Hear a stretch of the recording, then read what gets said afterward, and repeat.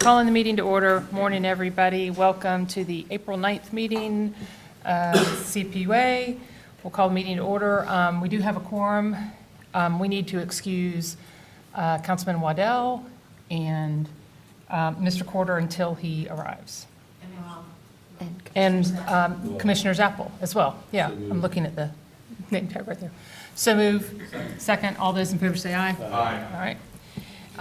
And next, we'd like to invite Ben and team and Kevin up. Yes, ma'am. Good morning.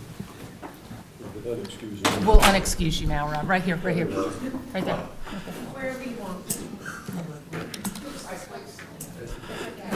wherever you want. So if I Back there, Rob. Name back there. I just snapped my name. Forgive us. that's okay.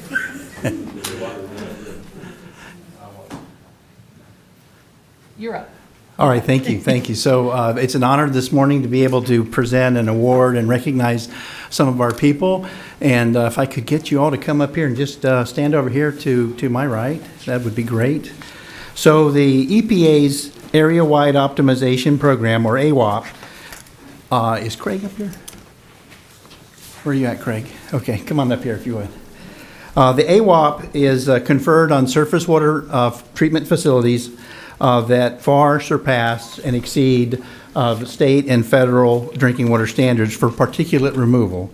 Winning facilities set the standard for safe and reliable public service by far exceeding these standards. The treatment of surface water is extremely challenging because unlike groundwater systems, surface water can change quickly. So the Cape Fear River Basin is nearly 200 miles long. It drains water from 26 counties and is home to over 5 million people. There's a lot of diverse operations going on in that river basin. And so the river changes with each storm, but it can also change when there are no storms. Just this morning we got notice that they're going to release pulses of water out of Lake Jordan because there's a bunch of fish backed up behind the locks and the water control structures, and they want them to get over and to get into the lake. So it can even change when there are no storms. So our Sweeney facility received the notice we had won the AWOP award in December for calendar year 2023. That makes the 13th consecutive time Sweeney has received this designation, and that makes us a Gold Star awardee. And Gold Star is the designation reserved for facilities that have won it 10 consecutive times. All right, so it's a really big deal.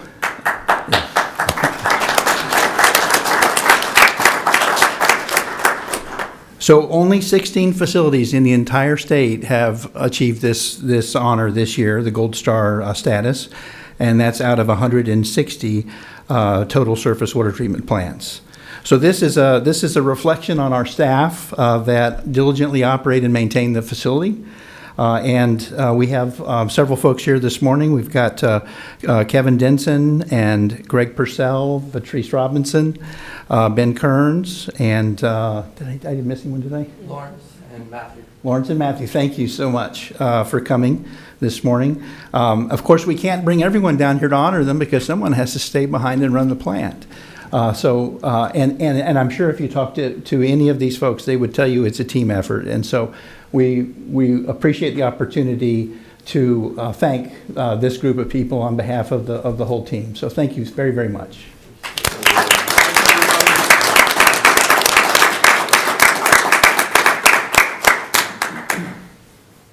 Kim, you want to get a picture?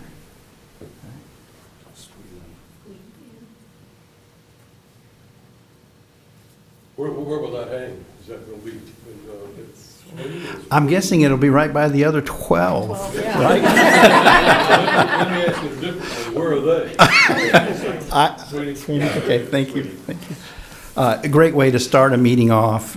Thank you so much for coming, folks. We're very proud of you. Good Looking job. forward to Good 14. work. Yeah. 14. What? It's in the back. Yeah, okay. Then 50. Thank you all, and we appreciate all the dedication you put into, getting these awards every year. So it's nice to get accolades to recognize that we have excellent treatment facilities and excellent people that run them as well. So thank you for everything. All right, we need to, we have a couple, we need to amend the agenda. The first thing we need to do is, there is a session in the, I think, the Executive Director's Report to amend the Articles of Incorporation. We're going to move that to the Attorney's Report. And then there's an item, one of the items in finance on executing a 3-year SCADA software, we are moving to closed session. So need a motion and a second to amend the agenda as noted. So moved. All those in favor say aye. Aye. All right, okay. And so with that, we need to adopt the agenda as modified. So move the amended or adopted agenda. All those in favor say aye? Okay. Dr. Cannon, the minutes? We have 2 sets of our last minutes, both from the regular meeting and the CIP workshop. And if there are no questions or changes, I would move to adopt those. Second. All right, all those in favor say aye? Aye. All right. No public comments, I assume? I didn't see any. Okay. All right, moving on to the consent agenda. There's 4 items on the consent agenda. We'll pull any as needed if there are comments, questions on them. Madam Chair, Yes. item A and item B, quick questions. Okay. B and one quick question on C. A, B, C, okay. We'll go ahead and approve the consent agenda, item D. So moved. Second. All those in favor say aye? Aye. Okay. So we'll take consent agenda A. Rob, you had Yeah, questions on that? Or, I did. Excuse me, Commissioner Zappa. Thank you. This is the one for the $140 million low-interest loan from the state, correct? Yeah. The question's pretty simple, John. I just want to make sure, do we have some kind of projection? It's a reimbursement loan. And so I'm sure there's a plan. I just may have even seen it, but I don't remember. That will show how, do we have the cash to be able to pay for it as we move along and then wait for reimbursement? It's a lot of money. Right, so that's something that we will be looking at. We've kind of talked about the, while getting all these grants and loans Yeah. are a great thing, it can present a cash flow challenge. flow, So right. that will be something that we'll be monitoring very closely.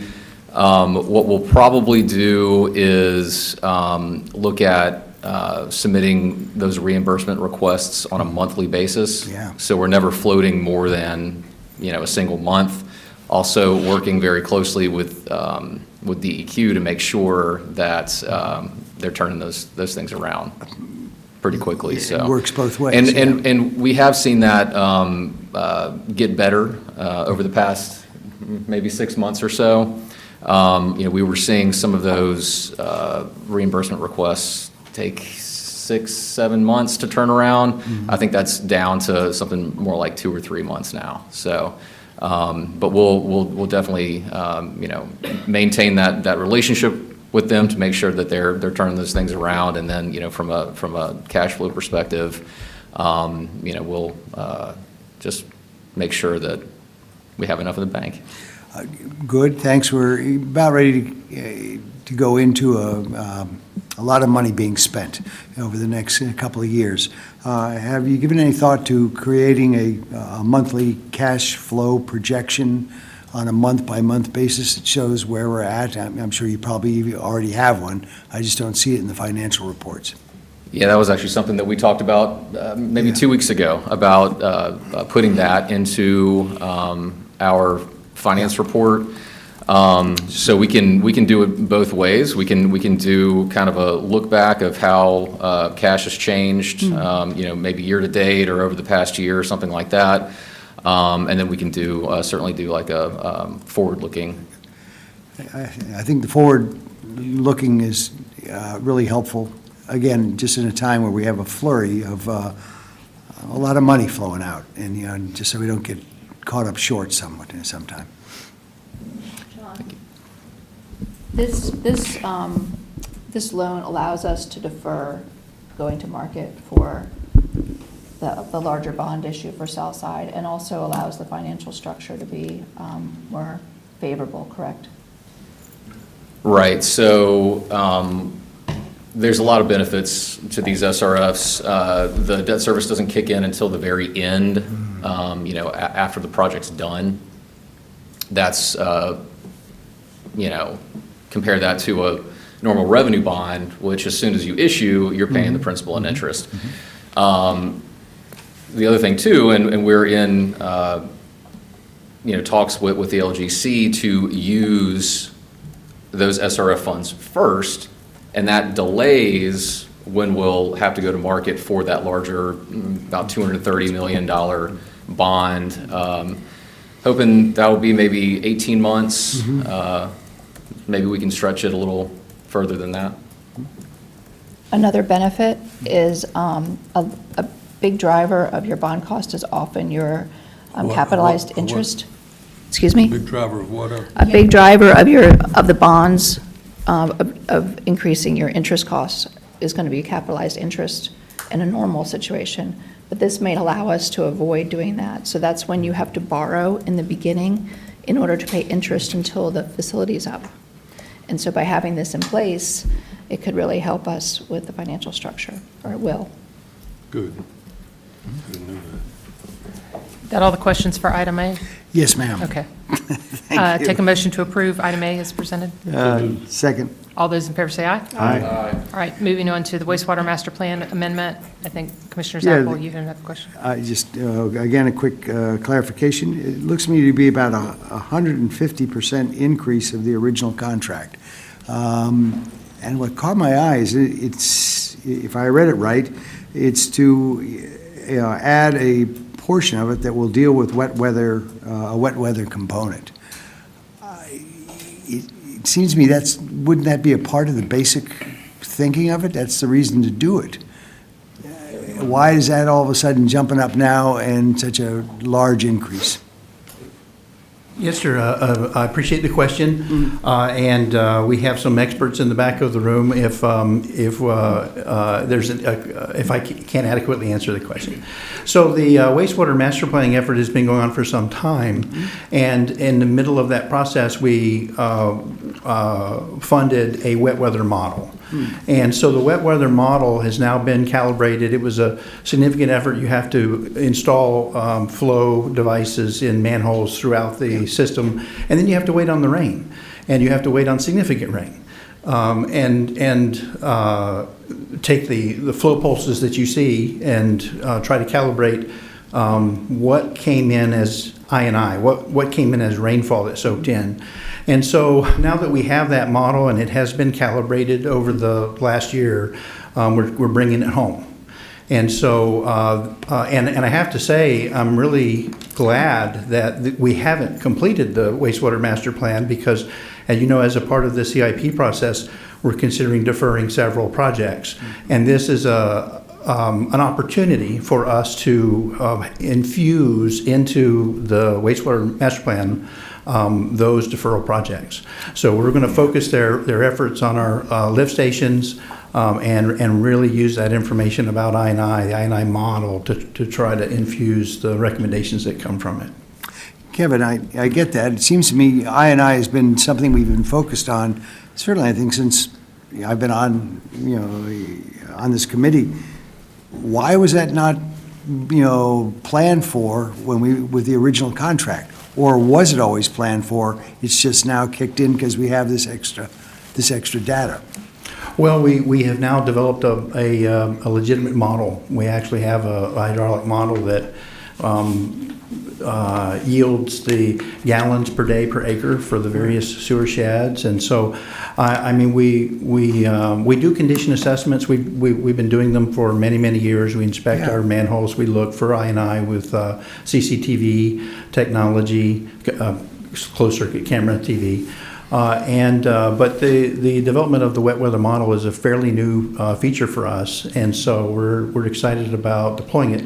Unfortunately, I wasn't here when we originally kicked off the wastewater master plan. I don't have the answer I think that you're looking for, but no, we got something, Kevin. We got something better now, and we're going to incorporate it. I'm good. Okay. Thank you. Appreciate it. You want to stay up there a minute? Yeah, go ahead. Yes, sir. So I read the amendment, they're accepting the flow data that has already been generated. Is that correct? I believe so. Okay. And so if they've already generated the flow data overall, population projections, et cetera, that put you out into the future under the original contract and then supplemented with the wet weather model, which has already been done and paid for. Now, we're still going with an amendment, as Rob said, that is 150% over the original budget.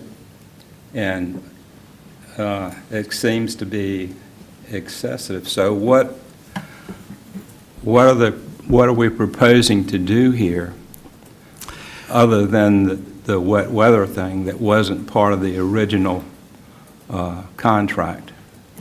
Right, so, you know, the flow projections based on the population we anticipate coming to our area are one thing, but where are those homes going to be? Where do we expect the wastewater flow to be generated, and what sewer sheds? And of course, the county is developing, we're investing a lot of money in the last frontier or the next frontier to the north, and we're also extending water service south to Monterey Heights. So there are pockets of development, and so a part of the wastewater master plan isn't about just the total number of people, but where. And we have to be able to efficiently collect that wastewater in those future neighborhoods, and it's got to make its way back through the existing wastewater force main system to the plant. So it's a process, almost like a daisy chain of going from where the wastewater generation is going to come. And but that's what you do. That's what you would have done in the original contract. You would have taken population projections based on the individual watersheds, except they call them something else. The planners call it something, that entity, something else, not necessarily watershed, but and make the projections annually, and the flows, and put it into your model and see where the needed infrastructure has to be, or upgraded infrastructure has to be. But that would have been in the original contract. That's a norm for development of a master plan, the water and the wastewater plan. Right. Putting that into your model. Right. So if all that has been done, then we're just inputting the results of the water, stormwater model, and really going back and modeling the way you would have done in the original contract. That's why it seems to be excessive. And I've prepared these master plans before, so that's why I'm asking the question. I think that's why Rob was asking that question. Right. I believe when a lot of that work had been done and we took a pause because we recognized the importance of developing the wet weather model. Mm-hmm. And so as time changes and as developments get approved, the planning projections need to be revisited. I could welcome Gary McSmith to come up and see if he might be able to shed a little more light on your question. I understand your question. It's a great scope of work. It's going to give us a very, very useful product. It'll do it in about 8 months. So we will have the projections ready for the next CIP model coming up in December, January of this coming year. Gary, Well, can you add? Can I ask two quick questions before you address that? How often do we update our master plans? Typically, it's a 5-year cycle for master plans in the industry. Gary, I don't know if we have a That's, we five. target. That's what we do. And is our basic model one of the standard wastewater models or water models? Which one do we use? Innovize. Innovize. Okay, all right. Did you want to shed some light, Gary, on the? There's some things, some facts not in evidence. Yeah. So you're very right that it seems like we're adding a lot of money at the end of the contract. But what is not, I guess, fully evident is that when we got the sticker shock on the south side, we went back to our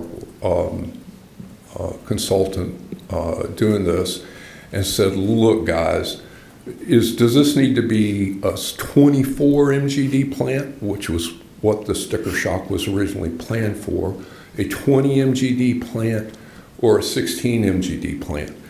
And so they dropped everything they were doing and went back and prepared a sealed technical memorandum within weeks to be able to check that box to be able to size south side. And so that took scope and fee away from the original scope and fee. Then as we looked at all of the opportunities to defer pump station capacities, for instance, we have a multi-million-dollar capacity increase at Mott's Creek. And so it's in 2 phases, a phase A and a phase B. Phase A goes through Watermark Marina. The other phase runs up River Road. So I said, well, we need to get the Watermark Marina part in because we don't want to disturb development. But do we need the part up River Road? Could we defer that? And so once again, they went back through, did a full deep dive to see, where that was. And there were a couple other pump stations that I had them do that on. So in the preparation of the CIP, in the response to the south side, trying to right size that and get it, get the pricing right on that. But we hollowed out scope and fee. And then, to Kevin's point, we've got now a lot more understanding of where that growth and development is from the county's Last Frontier project. So I think, and also we dug into that on Pender County. We were looking at what's the capacity at Pender County. So we were blessed to have a very competent consultant to be able to rely on to get definitive answers very quickly with seals on it. But there was a cost to that, and so that's the exigency that we met to be able to do this. Okay, thank you. I assume now that the scope of the master plan would include Wrightsville Beach, which may not have been included in 2021 or whatever. It was included, but it's still included. Then again, we wanted to make sure we had the right size force main. So Okay. We relied on them heavily, as we've also relied on the water master plan heavily, because there's a lot of moving pieces out there right now, and the last thing we want to do is stand up here and say, we're sorry, we were wrong, it's catastrophic. Okay, thank you. Yes, sir. Thank you, Gary. So we have 2 options with this. We can table this item, and it can go back to Finance Committee for further, approval of the scope and the revised scope based on what Gary said, because I think there are things in here that, like Gary said, that weren't in this, or we can approve it as is. So I'd move to approve. you move to approve the item. Second. Okay. All those in favor say aye. Aye. All right. Okay, moving on to item C. Mr. Smith. I Just think you wondering have if the consultant had prepared a estimate of probable construction costs prior to the bids. There was nothing in there. Matt? I'm going to ask Matt Trivett, who's the project coordinator for the Wrightsville Beach consolidation, to come up and.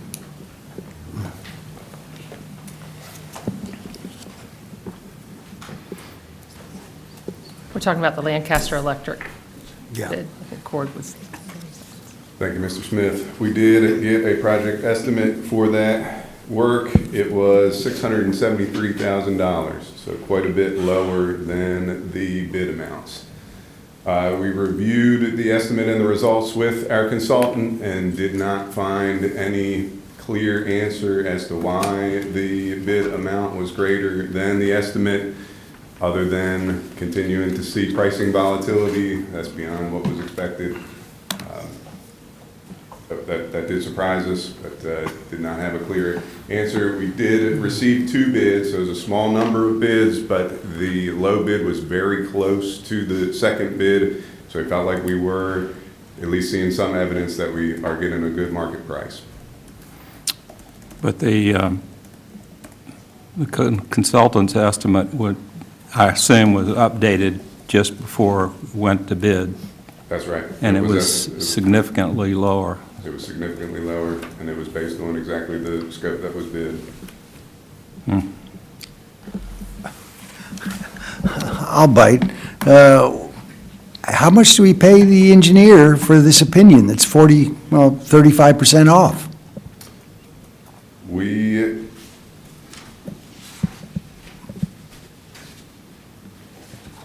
have paid the consultant. That was part of the scope of the final design, which was $154,000. Total cost, that did include the design in addition to the estimate. $154,000 to get an estimate that's 35% wrong. Man. What's the fix, Matt? I mean, that's clearly, it seems crazy. We thought the same, and like I said, tried to find answers to why. This is a pretty well established consulting firm that has their own construction arm. Mm-hmm. So it felt like they were in a better than typical position to give an estimate, but just missed it. I don't know if it was under expectation of the time required. The labor is the biggest component in this contract. We are providing the generators that are the biggest material cost of the work. Maybe we should let them construct it for the $600,000. So. Yeah.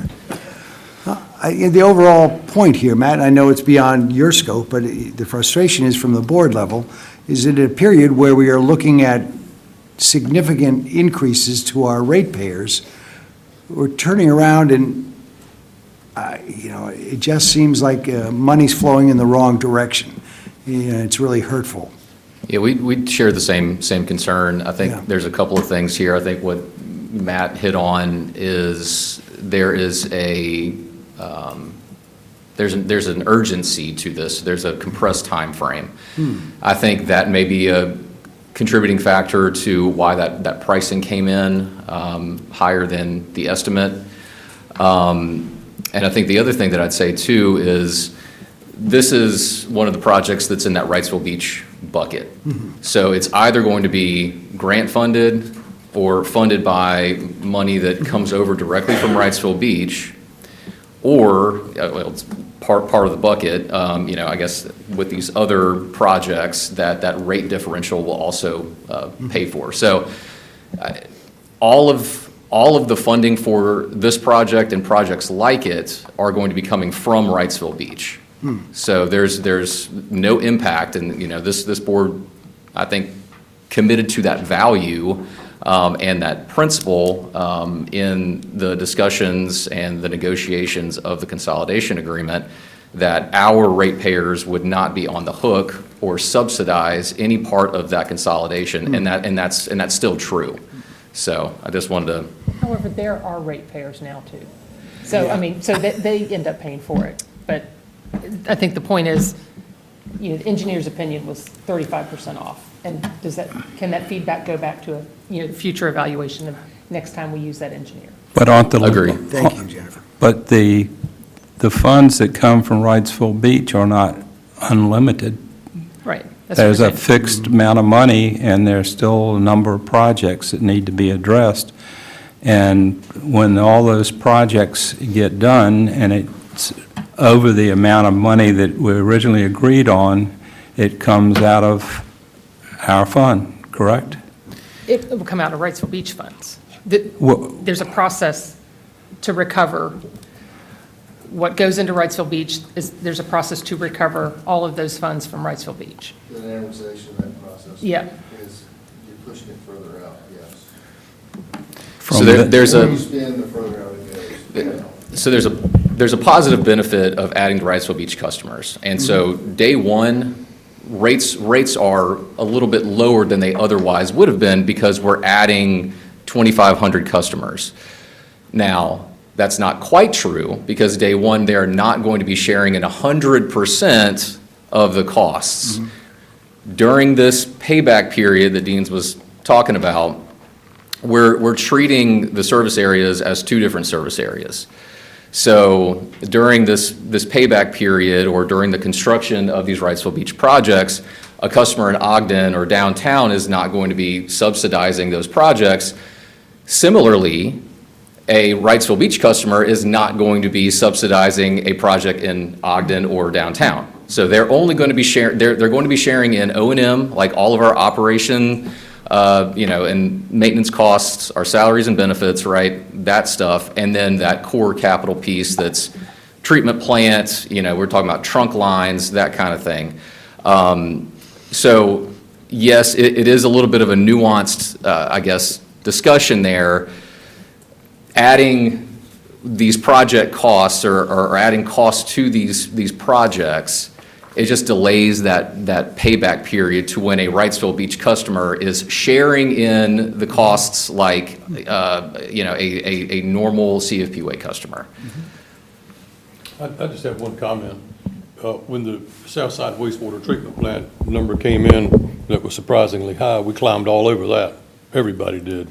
If somebody's 35% over, and the only thing I'm getting is it may have been this, or I never got a clear answer, that's not a good outcome. I mean, I would think that the principal of that company would sit down and say, we screwed up on the first, or this is exactly what happened with this new bid. We're not getting that. And that surprises me with a company that you say is so good. I don't know who the hell the company is, but I mean, that's a little bit amateurish in my opinion. So I know we got to go on with it, and I'm going to vote my way to approve it, but that gives me great concern. CDM Smith is our engineer on that. We selected them specifically because of their expertise with SCADA. This project is a little different than typical we have multiple contracts for service and installation and some procurement items.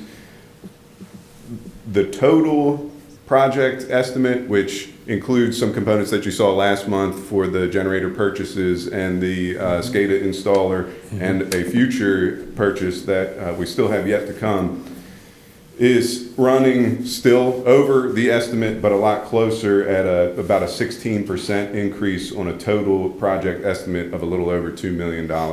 So this project, or this component of the project, is the bulk. This is representing over 50% of the total project cost. Some of the other components have actually come in a little less than estimate, so it's starting to offset some of that difference. It's not to say that we missed the estimate on this component, but it is a little less drastic on the overall. They're a great company. Nobody will dispute that. But not to have somebody, 35% is 35%. That's almost half. I'd at least would expect them to sit down and say, this is what happened. And you didn't get that. So we can move Just on. feedback. All right, so I'll take a motion to approve item C. Second. All those in favor say aye. Aye. All right, motion passes. Okay, moving on to new business administrative reports. We'll start with the attorney's report. Thank you very much. First item I have for you, everyone should have before them the agenda item from the executive committee meeting in which we have the Articles of Incorporation amendment. In February, you all authorized us to go and speak with the city and the county to amend our Articles of Incorporation to remove the term limit provision within Section 3.2 of the Articles. We did so. However, we're bringing it back to you because during those conversations, the proposed amendment, the language to that amendment changed. So I wanted to present to you and for your approval the new proposed amended language, and also to let you know that this was approved by the City of Wilmington March 18th, and then subsequently on March 24th by the county. The new language that will be proposed to be as amended would be each member shall be appointed to a 3-year initial term or until the completion of any expiring term to which they are being appointed to complete. After the initial term, each member of the authority may be reappointed to additional 3-year terms at the discretion of the appointing agency. The term of any elected official shall expire immediately when the elected official no longer occupies the elected office. And that was conversations with the city and county staff to discuss, making sure that there were still that flexibility with the various agencies to appoint who they wanted at any juncture. Any questions? Questions, comments? Okay. Take a motion to approve the amendments to the Articles of Incorporation as noted. So moved. Motion and a second. All those in favor say aye. Aye. Any opposed? Okay. Motion passes. The other item I have, we do have to go into closed session for a number of matters. So I would entertain a motion for a closed session for CFPUA versus Chemours, a closed session item regarding potential litigation, and a closed session item for contract negotiations. At the end of the meeting. At the end of the, Motion? So moved. Second. Motion, okay, all those in favor say aye? Okay. All right. Anything else for the attorney's report? that is all Okay. for the attorney's report. All right. And we will note, so moving on to the executive director's report, we'll note that Ken is not here. He's in Washington representing us. So today, Mr. McLean is aptly taking his place. So, John, you've got the executive director's report. Yeah, well, Ably- thank you for bearing with me while I sub in for Ken. The key indicators, safety report, environmental report, strategic plan update, and the economic development projects update are in your packet. Staff stands ready to answer any questions that you might have. Madam Chairman. Yes. Go ahead. Just a quick comment on the key indicators, residential disconnections. The latest information we have here is from January 2025. All the other key indicators, at least, are up to March. I don't understand why we are in the 4th month of 2025 and we're looking at January information. Is that just a glitch, a typo, or what's happening? It's kind of a nuanced answer. The answer is that the information that we compile that metric from, that we get that metric from, is part of a data set that includes billing information. Mm-hmm. Billing information doesn't kind of lock in permanently good numbers for, we do like a 2 or 3 month lag. So that's why you see that delay there. There's a similar delay on the affordability metric that looks at residential billing info, and there's a similar lag there. We can look at potentially going back and providing a more real-time number that's not tied to that broader data set. Yeah. But Do we know how many people we disconnected Is the last trend month? continuing to go up? It was looking a little up, so. Gotcha. Thanks, Jessica. The answer is no. There's always a seasonal, no. The answer is yes, we do know. The answer is no, that it's not continuing to go up. Take back my comment. Thank you, John. Thank you. We always see a seasonal uptick, okay, Yeah. around the holidays and in January. I think there's a number of reasons there. I think people are more financially stressed during that time. I think Yeah. also what you see is we actually suspend our disconnects during Thanksgiving and then for 2 weeks at the end of the year. And that's just to, so we're not cutting people off during Sure. during the holidays. And what you see is when we don't do disconnects, people start to not pay. And so when we go to catch up, right, when we resume our disconnections, we're not just catching up the normal amount of people, that the problem's actually gotten worse because we suspended it for 2 weeks, right? So there's always this uptick, but that has trended back down over the past couple of months. Is there a way that we can, maybe somebody can walk into somebody's office and find out that information without going through the larger billing cycle thing? I understand what you're saying. It's sometimes hard to tease out. It just is a metric, I think that, I'm sure we know how many people we disconnect. We do. Can we make it a little more immediate in the key indicator report? Sure. Yes. Good. I think the other thing is like phrasing into that rate, because we need a number of customers as like the denominator, and that's really why we kind of tie it back to that billing info, right? But we can certainly present just a raw number of disconnections. Now, over time, that's probably going to go up, and not just because the bills are more unaffordable or whatever. It's because we have more customers, right? So that's why we like to phrase it and scale it in terms of a rate, because that kind of adjusts for that trend or that growth over time in customers. Okay, We will take a look at it. thank you. And one other quick comment on development services. I noted in March, and this will relate to something we talk about a little bit later in this meeting, I had 175 building permits reviewed, which is the second highest in a 12-month period. Good news for CFPUA. That's how I would look at it. Growth. I think we're crossing our fingers that maybe things are turning back the right way. Good. Thank you. Thank you, Madam Chair. Okay. I have a question. Go ahead.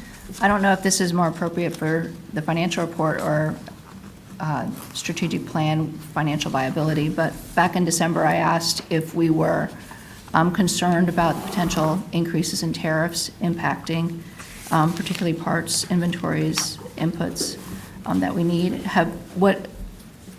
I assume you guys are looking at that, or maybe have done some defensive purchasing. So how do you anticipate that this new environment is going to impact us in the budget? Yeah, I think that's a huge unknown for us. And I know that Ken has talked to Kevin and a number of our engineering staff to, and especially for Southside, if we can accelerate some of these GMPs or some of these purchases, in order to, kind of shield them from the effects of these tariffs, then, we are looking at ways to do that. In terms of the budget, we know that it's out there.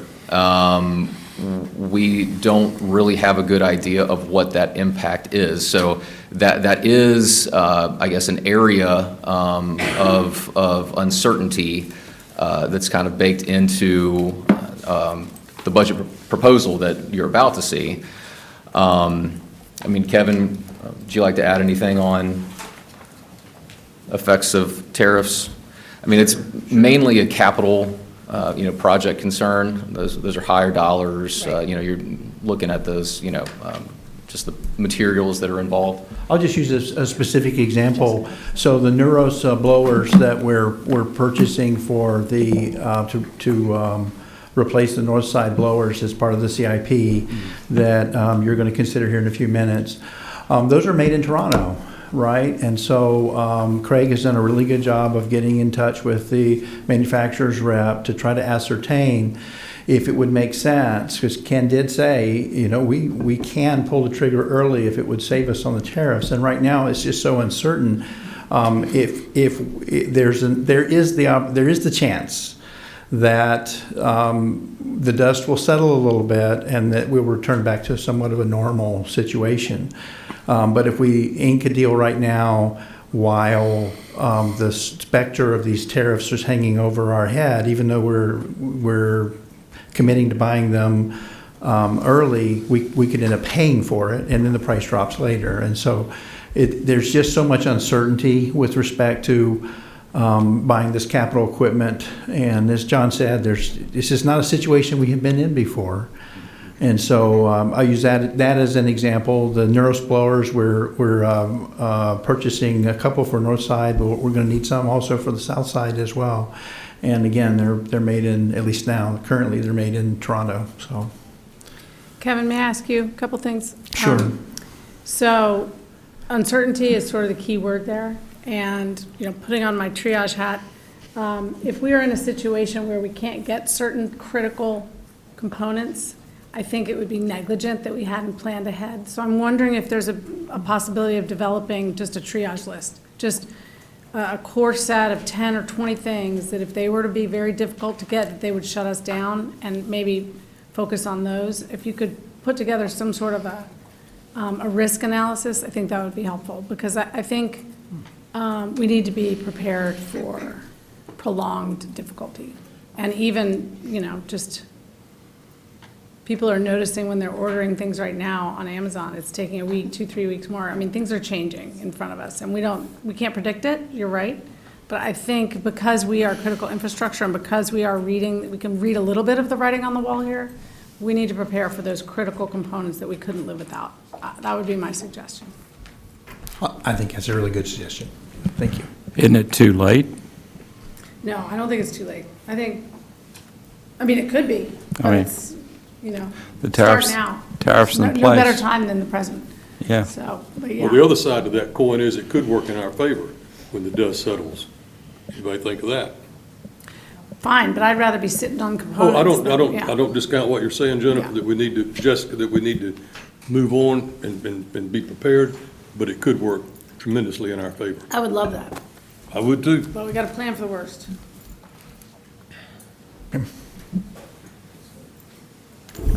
Thank you, Kevin. Are there any more questions on those reports? You got an A. Oh, man. Beth has a presentation on TFA, short presentation.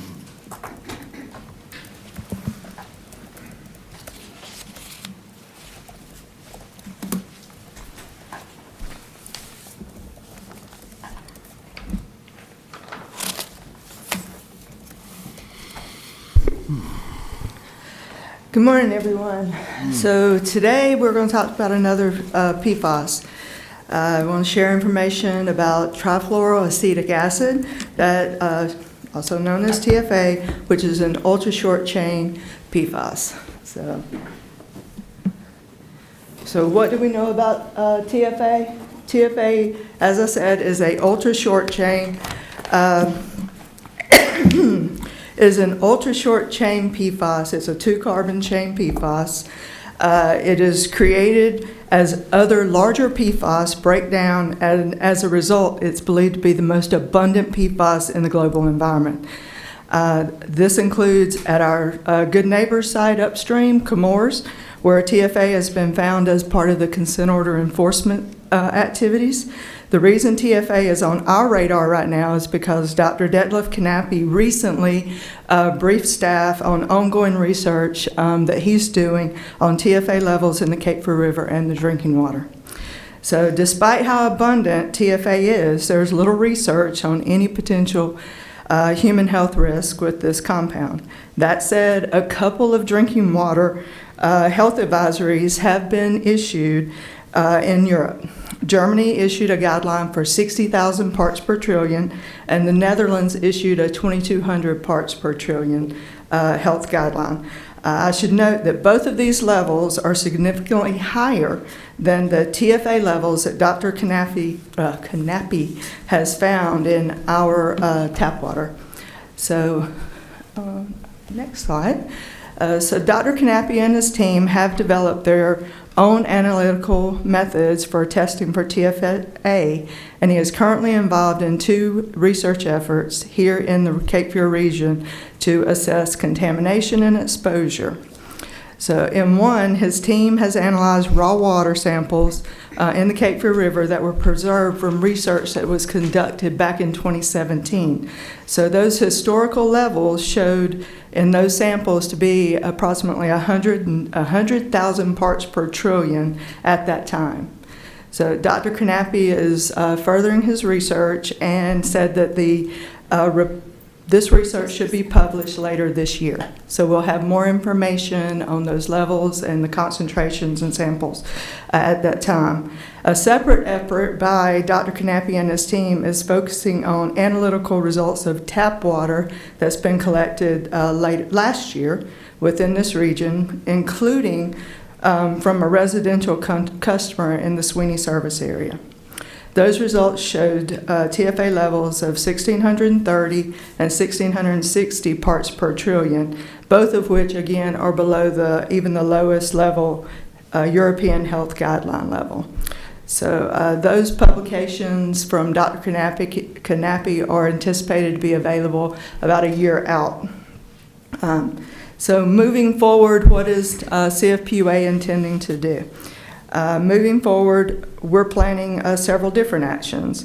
Later this week, we are going to be publishing all the data that we have, and this summary, the summary of what we do know and have, we'll be publishing it out onto our website later this week. In addition, we will be investigating the feasibility of testing for TFA ourselves, to see if we can test it or if we have other labs that can test for it currently. Our laboratory does not test for this.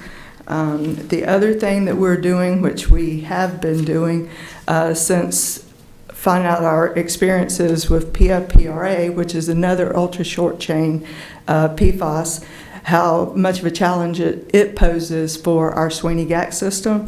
We have, with our staff at Sweeney, as well as with Collaboratory, we've been testing novel sorbents to see how effective they are at removing the ultra-short chains. And we're going to continue to move forward with testing multiple of those working forward with there.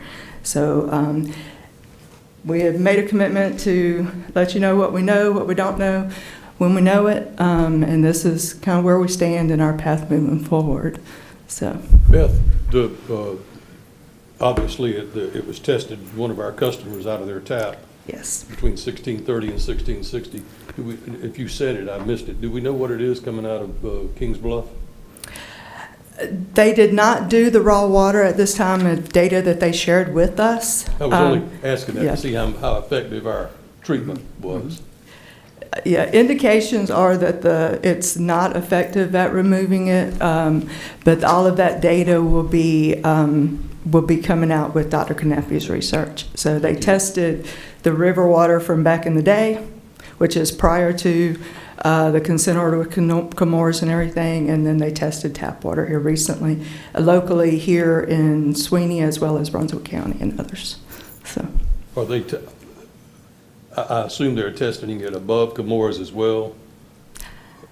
I'm assuming Dr. Knappe's research, like I say, will be coming out with more details. Thank so, you. And I think I've heard that this is not, that TFA is not only associated with PFAS, but it's associated with like refrigeration systems. So Yes. anything that's not, so it's a larger thing than just like the PFAS. I got you.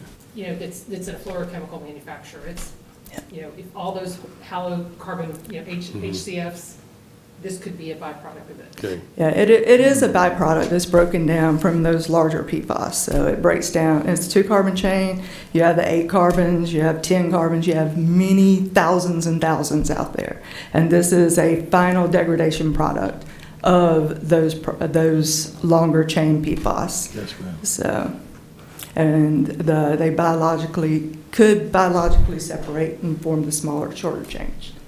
But to sort of back up Mr. Rivenberg's point, any place where you have a higher load, you're going to have more of them. So, Oh, even if absolutely. they're everywhere, it's like smog. It's Absolutely. everywhere, but if you Yeah. live in a, And I think the key point is that it was found on that site up there. So, I just wondered if this can get into the, onto the website, the actual presentation that you just gave. mhm. Is it possible to add it so that the public has access to the presentation as well?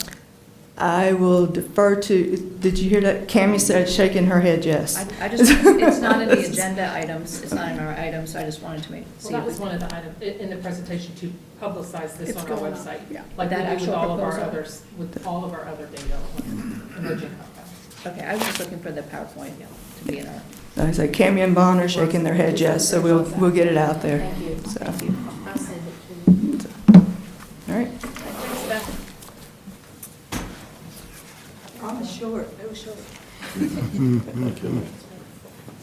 Moving on to the budget recommendation. We're teeing this up, we're not voting on the budget this month, we're teeing this up for next month's vote. This is in Uh-huh. Uh-oh, it's a PDF? Okay, all right. We'll roll through it. Okay. All right, so this is staff's budget recommendation for FY '26. We are shooting to adopt the budget, so to Jennifer's point, we're not adopting it now. We have until June to adopt it, but we're kind of doing what we've done the past couple of years and shooting to adopt the budget in May. Kind of being mindful of what our elected folks are going through with the city and the county's budget during this exact same time. Just a couple of things. I want to do the budget note process like we did last year. So this is staff's budget recommendation. We're going to present a lot of info, in the next few minutes. And as you have questions during this session, we can take those down as budget notes. We also have, we'll allow you some time. I think it's like a week and a half, and I'll have to go through on the last slide, on the calendar slide. But if you need some time to absorb this, presentation, you can come back to us. You can email or call me or Ken, and we can run additional scenarios or answer questions or anything like that. So I just wanted to go ahead and kind of talk through that budget note process. So please feel free to stop me as I'm going through this. So, okay, so before we talk about next year's budget, so FY '26's budget, I want to kind of zoom out to a longer term perspective. So if you'll remember, a couple of years ago, we started talking about Southside and the impact that Southside would have when the debt service all came on board. That year has kind of changed. We're now projecting that full impact is going to occur in FY '31, okay? So what we were talking about, a couple years ago is, well, instead of waiting until all of that debt service kicks in and having a very high single year rate increase, let's gradually take rates up, right? And that had some added benefits as well. We could, save up that extra amount, put it over to a capital reserve. That reduces the amount that we would otherwise have borrowed, which shrinks that debt service requirement in that year. So it actually results in lower rates. So we've done 4.6, I think it's a 4.5, 2 years ago, and a 4.6 last year. Okay. So we were sitting out at this time last year, and that is the orange bars, so pay attention to the orange bars. That is the projected average monthly bill based on last year's model. Okay, now that was back in the good old days when Southside was budgeted for $250 million, right? With Southside, and that increased to $400 million, now focus on the dark blue bars. So we're talking about landing at $118.31 at the new Southside price tag, compared to what we thought last year in 2031, $97.97, based on that $250 million price tag. Okay. So, the question is, what can we do to offset that pretty large differential right there, right?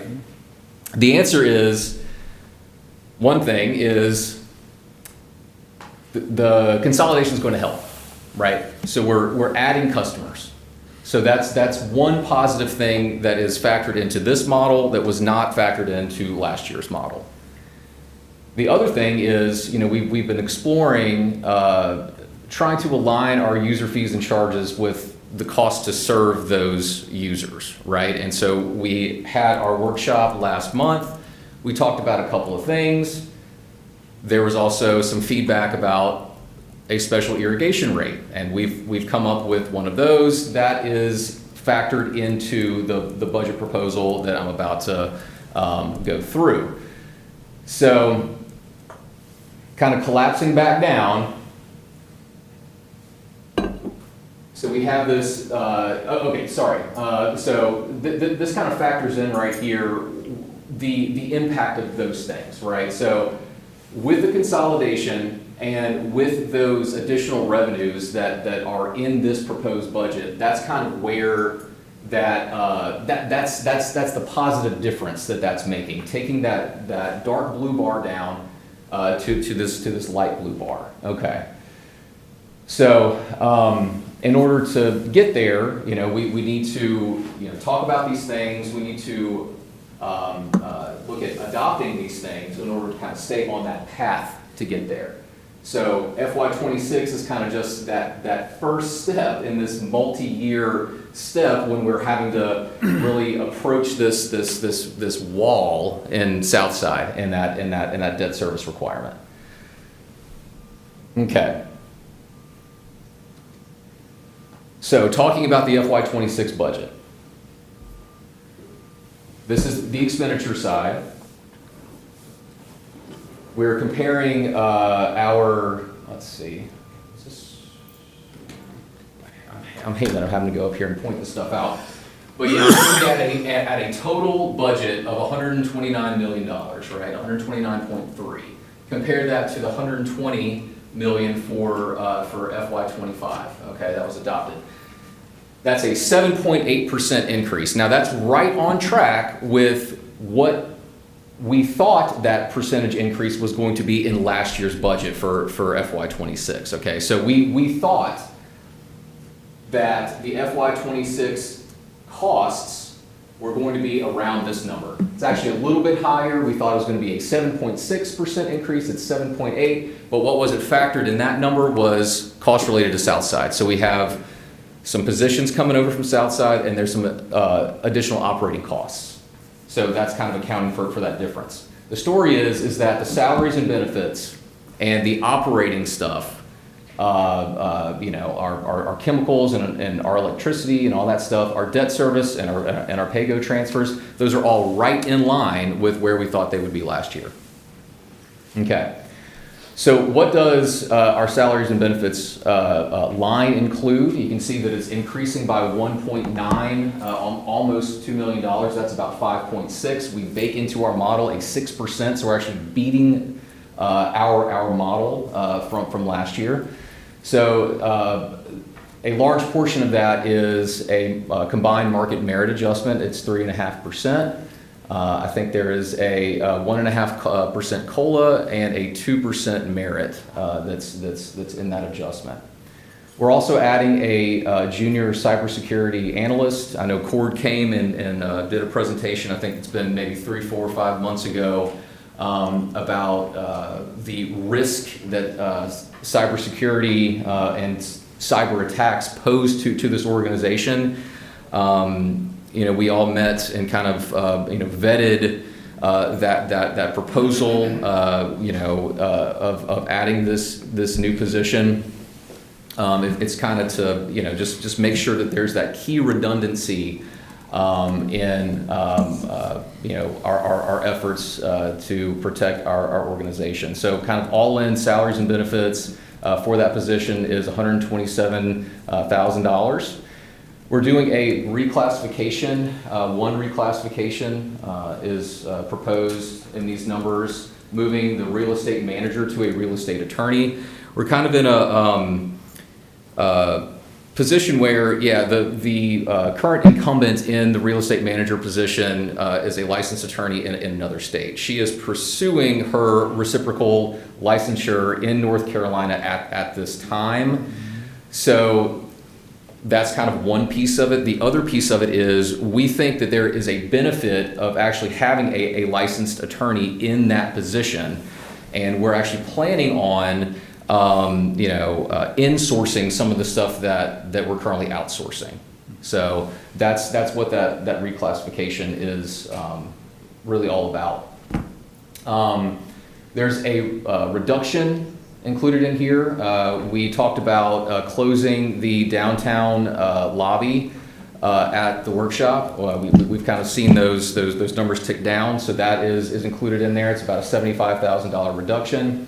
And then the impact of Wrightsville Beach, about $583,000 to accommodate those 7 positions that we agreed to take on in the consolidation agreement.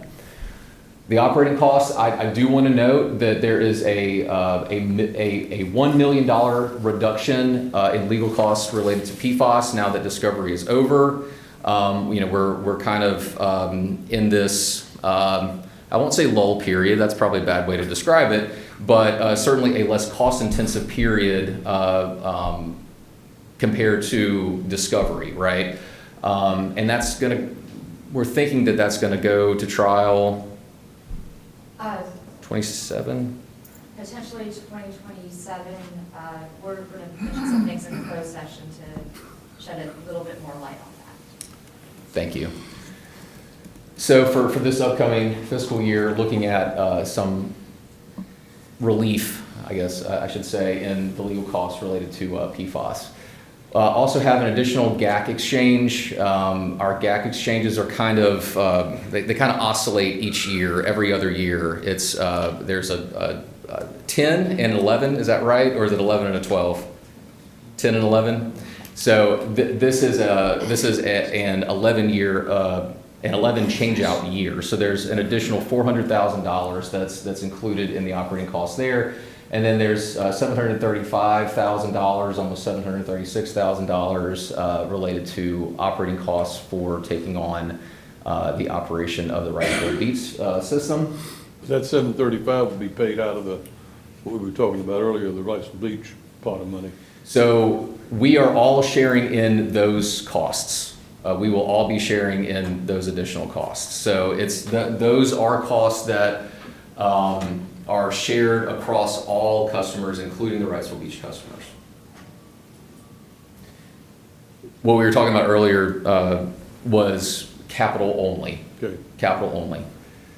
As far as debt service goes, we're about to do a bond sale. That's coming up on the 16th. This budget includes an estimated about $3.1 million in interest. There's an interest-only year that we have baked into the structure for those bonds. So that's included in our budget. And then, our pay-go is kind of broken down in a few different buckets. We have our normal pay-go requirement, right? It's current year revenues that we take in, that we kick off to, over to the capital projects fund that number is $20 million. We also have a piece that's being specifically dedicated for the Southside Wastewater Treatment Plant project. That's about $5.3 million. It's 5.27.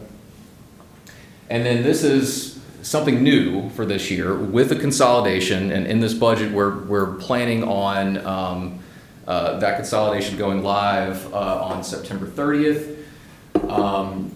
This is that rate differential piece, right? So the Wrightsville Beach customers are going to be paying the same rates that an existing CFPUA customer is going to pay.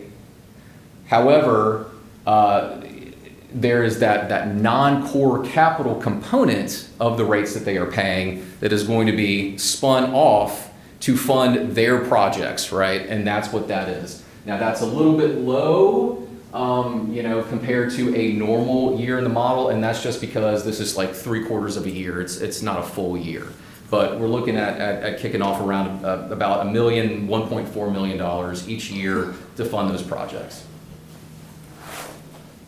Are there any questions on the expenditures? All right, well, we'll hit the revenues. Revenues, we got to have a balanced budget, right? So our revenue totals are the exact same. You can see some pretty big movement here. We are recommending as part of this proposed budget an increase in retail rates, and we'll talk a lot about that. We also have a new special irrigation rate that is based on the feedback that we got at the workshop last month.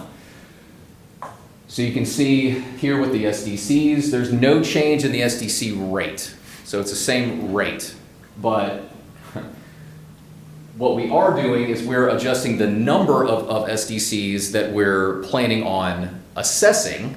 So the number of new developments, right, phrased in ERUs, that we plan on assessing in FY26. And now that's to just align it with what we've seen the past couple of years. We've been over, right? And so we're aligning that projection with what we've seen in the past. I'm hoping that this year, to Commissioner Zappel's point, is we'll actually be wrong to the good, right? And we'll be underestimating this thing.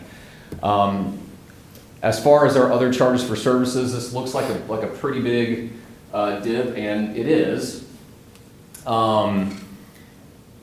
But what that's driven by is the town of Wrightsville Beach no longer being wholesale water and sewer customers. That wholesale water and sewer, that was down here in this other charges for services. Those are just retail costs or retail revenues. The Wrightsville Beach is going up into that retail, and it's actually more than that. We're getting more revenue from the Wrightsville Beach customers than we're losing in terms of them going from a wholesale customer to a retail customer. So, okay, so let's talk about these new revenues. So we're proposing a special irrigation rate that is equal to 150% of the normal domestic water volumetric rate. Does that make sense? Okay. So that had some added benefits, right? So it's dry with, for one, it's taking pressure off normal retail rates, so domestic retail rates. But there's there's also some other benefits here, right? There's a little bit of this notion of tying the cost, what we're charging customers to the cost to serve those customers. So remember that, we have to size our plants to accommodate the peaks. And we know that these irrigation customers are driving those peaks, right? So if everyone was just a normal, normal domestic user, our plant capacity could be a lot smaller. So there's costs that are attributable to those high volume discretionary water users. Having a special irrigation rate may also incentivize conservation, and it also may help to delay future capacity upgrades. So we mentioned that that rate is 150% of the normal domestic volume rate for water. So how do we get there? So a very common method in setting these special rates for irrigation is using a peaking factor. Now, this is different than the peaking factor that Mr. Smith you may be used to. This engineering peaking factor, talking about daily max flow and how that compares. This is really a monthly peaking factor, talking about just in terms of monthly billed water consumption. So if you kind of bear with me, this graph right here shows the total volume of billed water over the last 24 months. And that's broken down in the red, that's the flow that's going through domestic meters. In the blue, that's the flow that's going through irrigation meters, right? And so what we're trying to do here is we're trying to show how much that irrigation usage is causing our flows to peak, right? So what that peaking factor is in a year period, as water usage is seasonal over the year, we're looking at the highest month. So the highest month of billed water usage, right? And we're comparing that to a baseline amount of water consumption. And how we do that, we just take the average of the 3 lowest months. And those are normally our winter months, December, January, February, right? And so we're comparing those two numbers, right? And so what we can see here, this is kind of our baseline, this purple line right here is our baseline. So that's the average over the previous 12 months of our lowest 3 months, right? So that's kind of like that normal base usage. And then we're looking at these high points, these peaks, and how that compares to that purple line. And that's what this green line is. It's about 1.5, right? So we're just looking at the proportion that those peaks make up as compared to that baseline water amount. And so that's the factor that we're using. So we talked about 150%, that's applying that 1.5 peaking factor. What I'll also say is that even with that special irrigation rate being 150%, so 50% higher, right? That's still cheaper than a customer who irrigates off of their domestic meter, because that customer is paying for sewer. So I wanted to kind of put that out there. Thought that was an important kind of factor. So that recommended irrigation rate is $7.74 per 1,000 gallons. It's 50% greater than the domestic rate, like we've talked about, based on that 1.5 peaking factor. It's projected to generate an additional $1.6 million. And again, it's less than the rate paid for irrigation from a domestic meter, which would include those sewer charges. So I wanted to kind of frame this for you, in terms of who is this impacting, right? So right now we have we're just shy of 8,500 customers that have separately metered irrigation service. By and large, those customers are single-family residential customers that have normal domestic water, sewer, and also irrigation, right? So that's kind of that core population that we're looking at.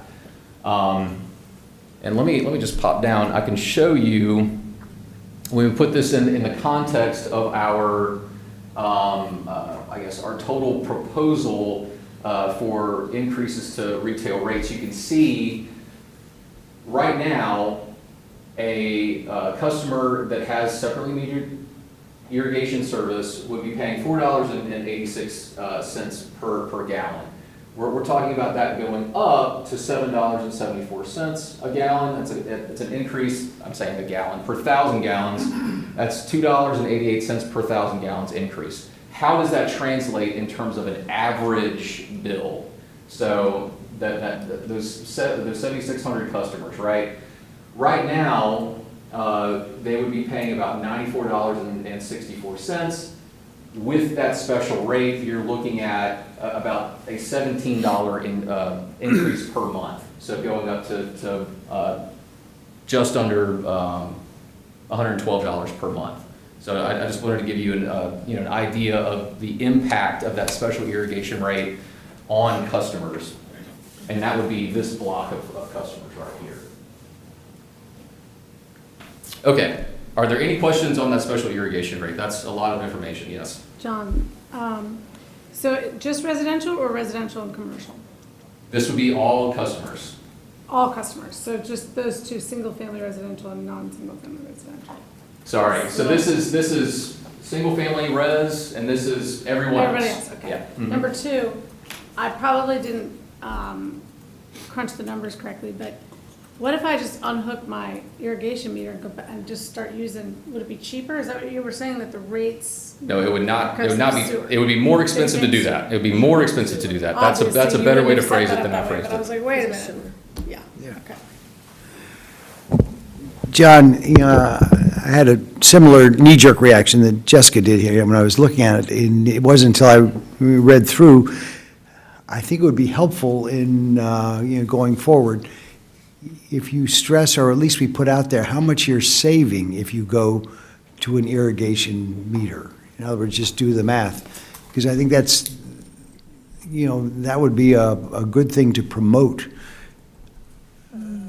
That you are, a lot of people just stick their lawn sprinkler up to their regular water, that's coming into their house. That's how they do it. One way to look at this is we're offering a significant savings to those people if they get an irrigation meter. And I know we're focused on just, revenues there, but I think that'll be helpful to a lot of people, if they know they're saving money. How much does that install cost? I don't know. Couldn't tell you. They pay for it themselves. Oh yeah, we don't put that in there. I mean, we would set the new meter, but That was my question. Oh. What does that cost? Gotcha. A new 5/8 inch meter, plus the labor. I mean, you're talking about, maybe $400. Ouch. The tap's probably 2,500. Do what? The tap, probably 2,500. You gotta get a utility contractor to come do it. You In could new split it, or construction. you could do a new tap. Yeah. In new construction you're talking about. Old, I'm talking about existing single-family yeah, I mean, I residence. tap, the extra boat basin lot, everybody was using community wells, and it was all together, and now when they did the dock replacement, everybody put their own water meter in, and you have to have a utility contractor come To tap, do the and tap. just get a plumber to do it. So it's considerable. Yeah. For an expense on that, so that would be a deterrent to a lot of people. Because I agree with them, once you switch over, it saves you money, but you got. Yeah, it's a practical deterrent too, because you've got to find, I did it for the people on the street because they don't know who to call to get a licensed utility contractor to come do it. They want to do the plumber, so there is a little barrier to entry. Yeah. Okay. Okay, so this is just a slide on that printed bill fee. I think the feedback that we got was pretty positive, as far as this one goes. So we're proposing to add $1 per printed bill fee to help us recover the cost of printing and mailing, physical tangible bills. It's much cheaper for us to, send those out in electronic means. And so we're proposing to implement that January 1 to give plenty of time to communicate that change to customers, kind of steer them over to CSS and getting, that's customer self-service, and getting them to elect to receive their bill electronically. Looking to generate maybe about $250,000 because it's 6 months for this year. Are there any questions on that one?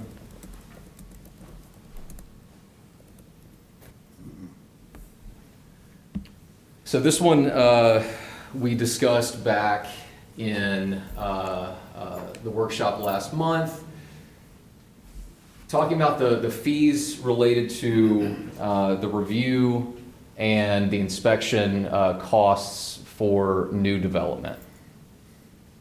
So we told you last month that our current fee structure results in a cost recovery of around 12%. So that means that the other 88% is being absorbed into retail rates, right?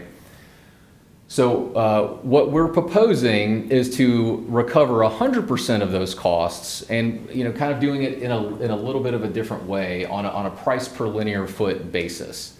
Now this is to kind of give you just an idea of what that change would mean for a developer. So we were looking back at data for 2024, and we had our projects kind of cluster in groups. There were very small projects, right, that are about 350 or so linear feet. There were some very large projects, and so kind of an average or a typical large project, about 13.5 thousand linear feet.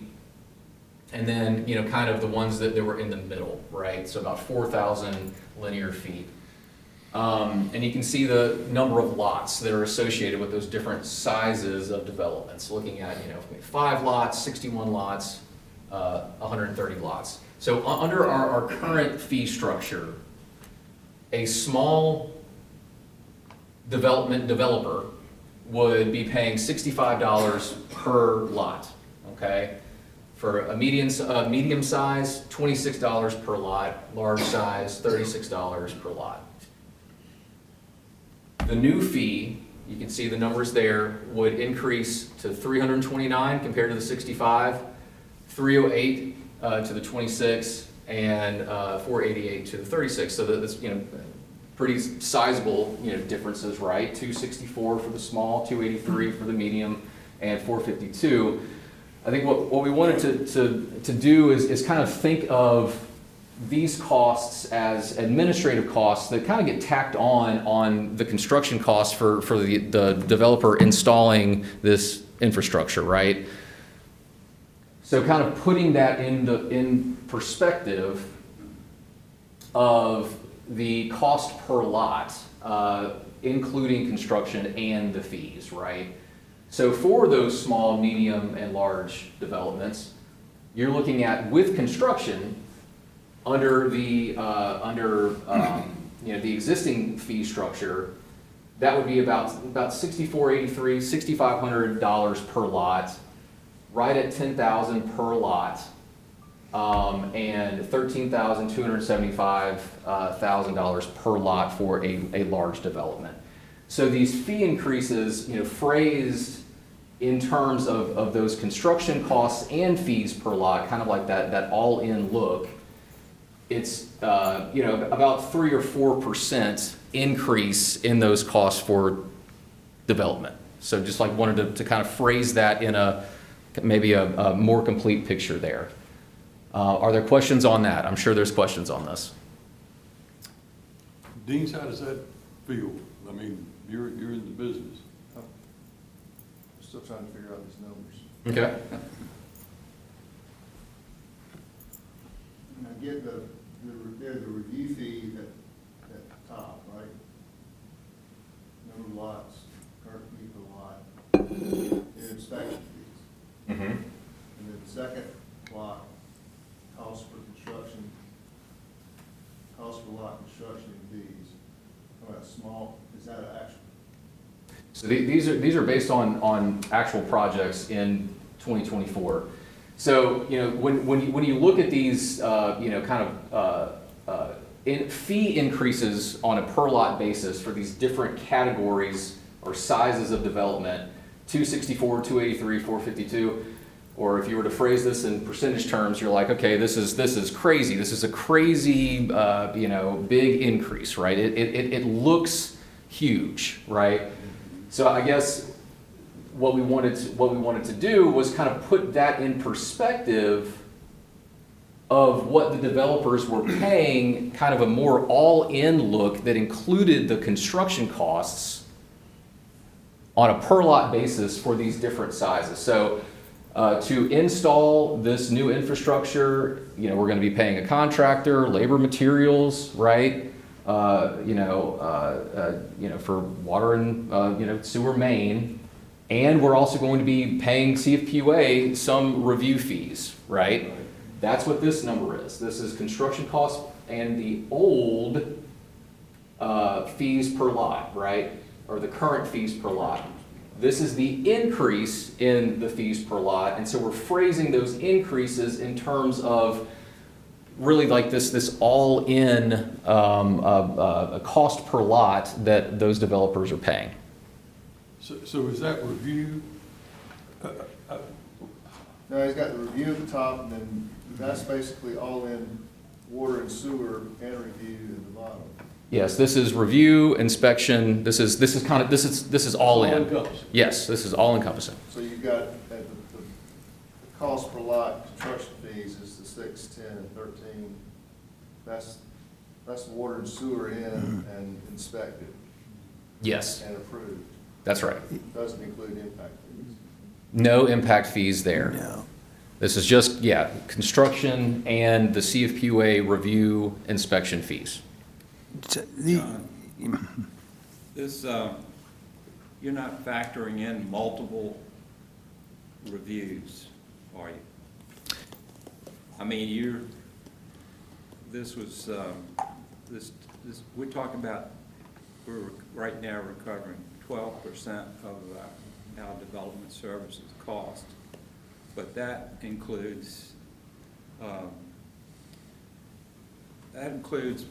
people that do a good job of presenting a set of plans, and it's reviewed and approved versus those that come back 3 or 4 times. So there's no penalty for a bad set of plans. Right, and okay, so to answer your first question, this is the happy path. This is reviewed one time, right?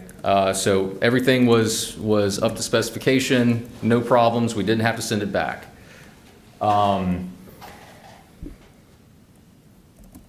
As far as, so I'm reading into your question, and you're saying, John, what are we going to do, or what fee structure can we put in place to disincentivize, you know, us having to review plans multiple times, right?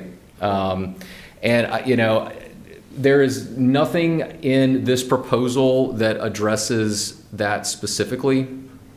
We can certainly take that back as a budget note, and we can consider making you know, some changes. We can bring that back in May as part of that budget proposal.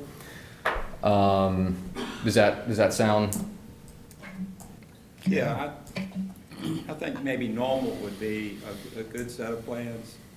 You're going to have a few comments, and then they resubmit with those, incorporating those comments, and you go from there, versus one that keeps coming back and they continually do not address the comments properly, and you going 3 or 4 times reviewing a set of plans. They're the ones that should be penalized for that. Okay. Yep. Yeah, we will absolutely do that. This was a starting point to get us to kind of full cost recovery.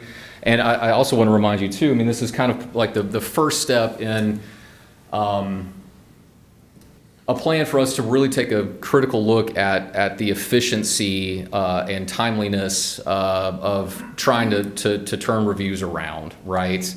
And that certainly is one of our frustrations, you know, in us having to, you know, send stuff back, and then we look at it again and it's still not quite right and we send it back again. But yeah, we are looking into getting that delegated authority That's a process that we're going to have to go through through the state with. But yeah, Kevin and I are going to be looking through, that set of processes and, looking, as part of this, it's like if we're going to, increase fees and achieve full cost recovery, we want to be able to say, and kind of give back to the development, community that, look, hey, there's actually some positive pickup here for you in terms of us being able to turn these things around. The process here is that plans are submitted to the county or to the city, and then they forward the plans to us for review of the water and sewer part of it. And then it goes back to them to return all the comments to the. I think it's two separate review processes, right? So we're not. I don't think we're beholden, to the county's process. I think it's kind of an independent, process where we're looking at those plans in terms of just water and sewer. Well, does the city and our county have a process where these multiple reviews, they get hit for an additional cost? We can certainly take a look at that. We might want to see how they approach it.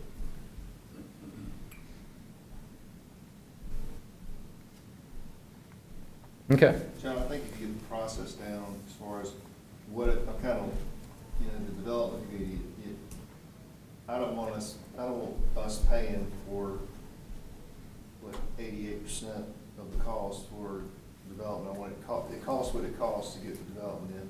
And I don't think that bottom block really, you're trying to explain to them that it's not that big of an increase. I think you get it to the point where, as Bill's talking about, what it's gonna cost if they get their plans in on time, and we're gonna get your project inspected and turned around. Mm-hmm. That's what they care about. That it's a 4%. You're guessing on the cost of. Honestly, I have no idea. This is actually our conveyed value, so they have to convey those values over to us. So these are actual construction costs for this. Right, but I mean, that goes up and down.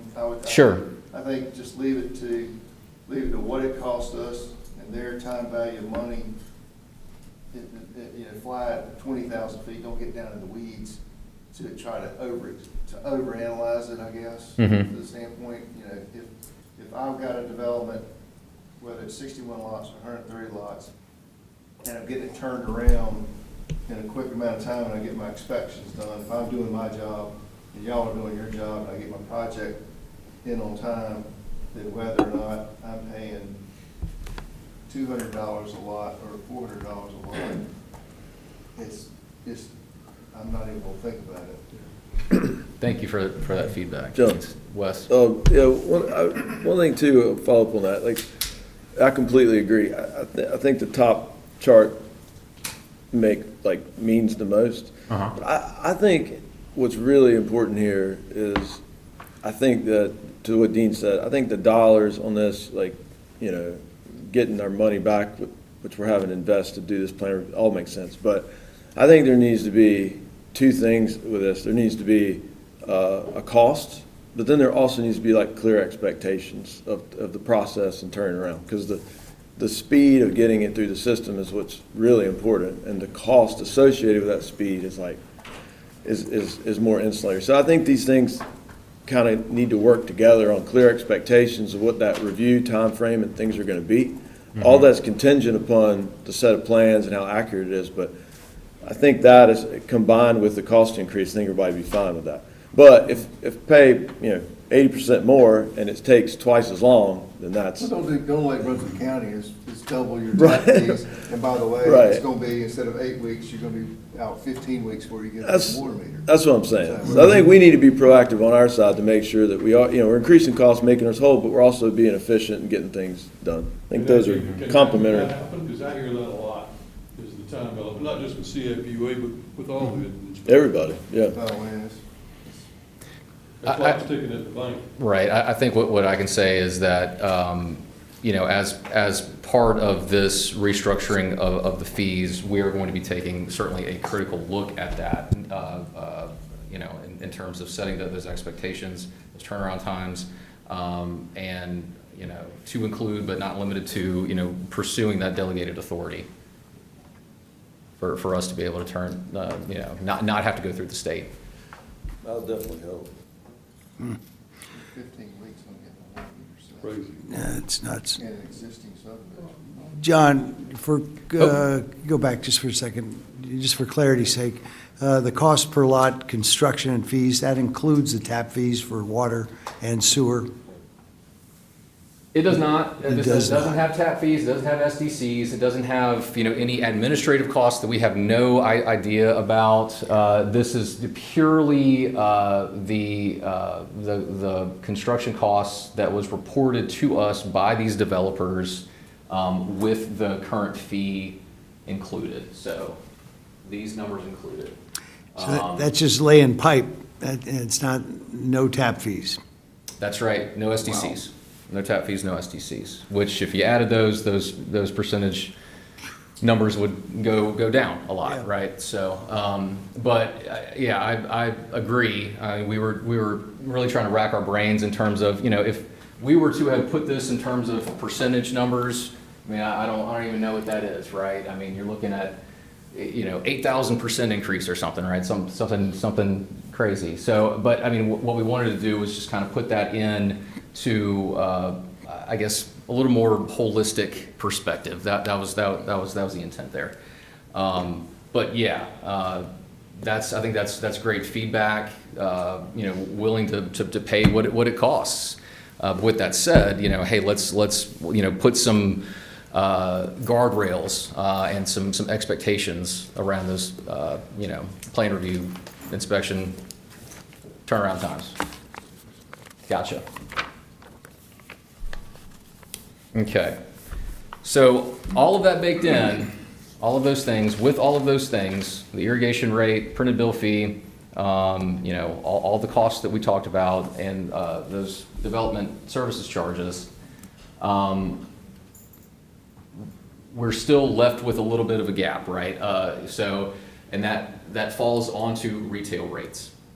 So without those other revenue proposals, we would be, looking at needing to increase rates by about $5.53 on average for a residential customer per month. That would have been a 7.4% increase. So what we're talking about and what we're proposing is a 6.9% increase. So that's a $5.13 increase in the average bill per month. Now, that is based on a smoothing scenario. There's no hockey stick scenario here. And the reason why, and just for those of you who might not be familiar with that terminology, we kind of discussed two options last year. We have this cliff that we're facing, this rock wall that we're facing in 2031 with the debt service for Southside. Do we build a ramp and take it smoothly, or do we climb it all in 1 year? Okay, well, we need to do some kind of smoothing, right? And so with the hockey stick, the idea was, okay, it's a pretty, it's not a very steep ramp for the next couple of years, and then it really ramps up in the last couple of years, in 2030 and 2031. And why we're suggesting not to do that is because we have just completed a feasibility study, which is basically it's the same exercise that I'm doing, but it's an independent consultant that does it. So it's a rate modeling exercise that an independent consultant does, and that information goes to potential bondholders, right, investors, it goes to the rating agencies, it goes to the LGC. And what that model suggests, that feasibility study suggests, is rate increases over the next 6 years of around 7%. Okay, 7 to 8%. Okay, and so that information is with the LGC, it's with the rating agencies, and if we were to do something lower than that, that would signal a lack of, the desire to do what is necessary from a financial standpoint to pay for Southside, right? And that's especially critical for us because with the LGC, we are going to be asking them to do not unheard of, not really unusual, but some uncommon financing structures. We're going to be asking them to give us a 30-year term instead of a 25-year term, which is the standard, right? We're going to be asking for some deferred principal, right, until, to kind of try to coincide with when the plant is actually going to go live, so that there's going to be some structuring things that we're going to be asking for. The other thing, too, is from a rating agency standpoint. We just got our credit ratings for the 2025 bonds that we're about to issue, okay? And they both reaffirmed our AA+ and our AA1, so AA+ S&P, AA1 Moody's, that's one level below AAA, okay?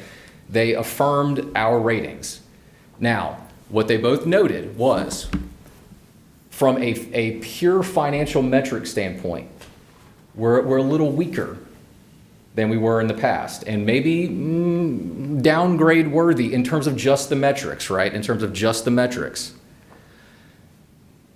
And that kind of makes sense, right? We've been taking cash down deliberately, right? We've been trying to operate in a lean way. What we could do is we could jack rates up, $10 a month and have 5 times coverage, and the rating agencies would love that. But that's not the best thing to do for our customers, right? So we're really trying to live on that margin, right? And so I think that kind of demonstrates that. But what they did cite as really why they reaffirmed our rating, our strong rating, is one, management practices and the quality of the management that we have here in this organization. And the second thing is the independent rate setting authority. Now what that means is this body is not part of the city, it's not part of the county. It's not having to compete with fire and police and roads, right? Which sometimes gets a little dicey, right? If we were having this conversation in terms of that larger context, right? So this is a non-political body that has the ability to do what's necessary when it's necessary, right? And so what it would do is, if they're seeing this independent report that suggests 7% rate increases over the next year, and we do a 4%, they are no longer going to, they are going to discount that independent rate setting authority, right? They're going to say, well, okay, they didn't really stick to it. They didn't really stick to it. So, and that's going to be particularly important. So we're talking about a $71 million bond issuance coming up next week. In 18 months, we're talking about a $230 million bond issuance, right? And a downgrade, in terms of our rating on a $230 million bond issuance is certainly more impactful. So that's really why we're suggesting to stick to the 6.9% rate increase that is based off of that smooth model, just a pure staircase model up to 2031. Now, what I will say is that budgets are one-year decisions, right? And things could change in those future years, okay? And we'll be reevaluating and coming back and having these same conversations each and every year. But for now, we as your staff think that it is the wise and prudent thing to do, given this Southside issuance that's coming up in 18 months, to stick to the 6.9%. Now again, that's $5.13 per month for an average customer, right? So going from $74.71 on average per month to $79.84 per month So that's an average residential customer without irrigation, and this would be with irrigation. So that's kind of that impact of this whole, I guess, package on a typical customer. Are there any questions there? Yes. You said we had an independent consultant look at, do a rate study, and they recommended a rate increase of between 7% and 8%. Per year, yes, sir, yeah. over the next 6 years. And the, going for the bond, they have access to that study, I assume. Yes, sir. So why wouldn't we do like a 7.4%, which is in the 7 to 8% range as recommended by our consultant, versus 6.9%? I mean, you're talking about 40 cents a month. It's... So this 6.9 really is, I mean, it's all just kind of like a mathematical operation. You start with the costs, like what we think the operating costs of the system are going to be for this next year. You back out of that the non-retail revenues, the SDCs, the other charges and fees, the development services fees, the printed bill fee, and you back all that out, and then you're left with this remaining part that needs to be recovered by retail rates. Our model is suggesting that number doesn't need to be 7.5%. Our model is suggesting that it only needs to be 6.9%. And the reason for that is because there's a little bit of a difference between, the feasibility study didn't have, these costs right here, they had something different than that, right? Something that was a little bit higher. They didn't have these development services charge changes. They didn't have the printed bill fee change. They didn't have the special irrigation rate changes. They didn't have our latest data from Wrightsville Beach. I think that they kind of were a little too conservative on the number of customers in terms of ERU, so the fixed charges coming in from Wrightsville Beach. I think they were a little conservative. So there's a number of reasons why. We don't need to do as much as that feasibility study suggested. So, John, would it be accurate to say we are doing what the study recommended? We're just updating our numbers based on new information, but we're essentially in the same algorithm. Right. Yeah, so, You can justify your numbers. yeah. Yes. Because we've got excellent management, we can justify the numbers. Well, that's what the consultant said. Okay, so with the budget, it'll come to finance at the next finance committee meeting on May 7th. So the board you have until April 18th to review this in detail and get comments to John and team. If you're not on the finance committee, that's your input time, and then the finance committee will do the final review of the budget in May, and it'll come back to the board for a vote in the May meeting. And right now, I have one budget note. We're going to look at fee structures for maybe trying to disincentivize looking at plans, repeatedly. I would also like to put in writing, kind of this full-fledged kind of like multi-year plan in terms of turnaround times and expectations in terms of reviews. In the context of this proposed fee increase as well. So we have that as a budget note. Yep. And just let me know if you have any other questions. Can I ask just one, what inflation rate are you assuming in the budget for your costs? It's a 5% inflator for O&M, and it's a 6% inflator for salaries and benefits. Thank you. John, just a quick comment there. I think that's really the core of the problem, at least from the public perception. You've done an excellent job, as you always do, in kind of laying out the case. But we're asking the average customer, to raise their, bill by, like $61 per year. At the same time, we're increasing our salaries and benefits by $1.9 million. There's the crux of your problem. Sure. So some of that is simply in the messaging. it feels like a lot to the public. Is it essentially a cost of living? What is that percent?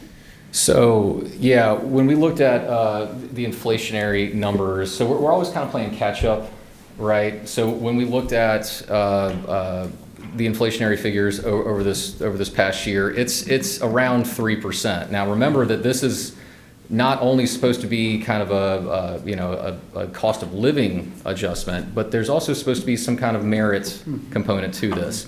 So, I mean, we, as the leadership team, went back and forth quite a bit on this, but we felt that 3.5% was a good target, and we want to still be competitive to attract people in. We want to be competitive in retaining good quality people, and so I think that's kind of the scale to balance there. So. Could you repeat those two bond numbers, 71 million? It's about 71, Julie probably knows the number exactly. And then in 71. 18 months? About 230 million, that could change, but. Okay. Let me ask a silly question. Coming in for review and getting 100% the first time, is that like picking a perfect March Madness bracket? About the same percentage. That's, there you go.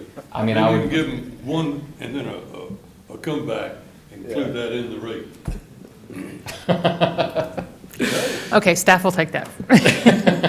Thank you, Cheryl. All right, moving on to committee reports. Executive Committee met April 1st. We did not have a quorum for that meeting, but the minutes are in the packet for your review. Nothing to come before the board from the Executive Committee. Long Range Planning Committee. Long Range Planning met March 27th. The minutes are Will in you the turn on? packet. Thank you. Thank you. Long Range Committee met March 27th, the minutes in your packet. Committee heard the updated FY 2026 CIP and the 10-year CIP and recommended its approval by the full board. There is a presentation if the board would like to see it. My opinion is we've seen it plenty of times. So we need a motion to approve the final FY 2026 and 10-year CIP. Second. Motion and a second. All those in favor say aye. Aye. Any opposed? All right. And we also heard an update on continuing value engineering efforts for Southside during the packet too. So that is it. Found it very interesting that we're sifting lead bullets, but that's good. Yeah. Hey, Yeah, I know. Good efforts there. All right, moving on. Anything else for Long Range Planning? Any questions? Moving on to Finance Committee, Mr. Porter. The Finance Committee didn't meet. We have monthly financials for this month. Oh, yeah. You're back, John, you're back. You're on a roll. Okay, so, yes, this is where we are. This is as of the end of February. We have our $50 million unassigned fund balance target. We're at a little under 43, okay? So that's, we've got a couple more months during the year, obviously. This does not include, we've received, how much was it, Julia? $3.88 million from the town of Wrightsville Beach. They are using their $8 million grant appropriation to pay for a portion of the system development charges, the capacity charges, if you want to call them that, that they were obligated to pay in the consolidation agreement. So we have received that. So that is not included in that number yet. It will be next month for March. Kind of putting that pie chart and looking at it over time. This is kind of where we're at here. Yeah, I mean, we're seeing some better performance out of our water and sewer retail rate revenues. And I mean, I'm still thinking that at the end of the year, we are going to be on the positive side of this $50 million figure here.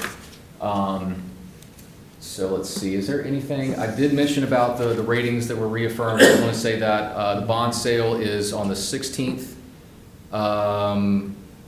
What else, Julia? Is there anything else? Okay. Oh, there we go. Yep. Repricing call. We did see a little bit of, not a little bit, a lot of movement downwards in terms of the interest rates.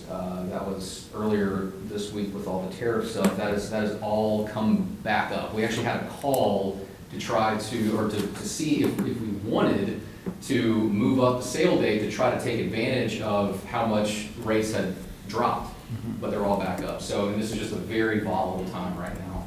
So we actually chose to stay with our original date. So that's all I have for finance. John, when the final Moody's and S&P reports are done, I would commend those to the board because they're very valuable reading. This is basically somebody looking at a third-party view of how stable we are, and it covers things like our liquidity, capital reserve. It's interesting reading, and I think it's important for the board.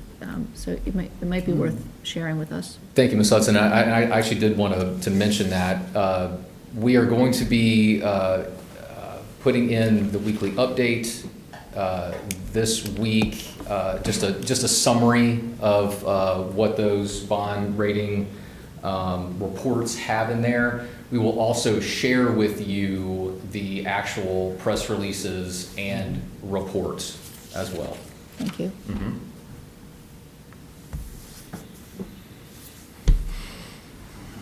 Thanks, John.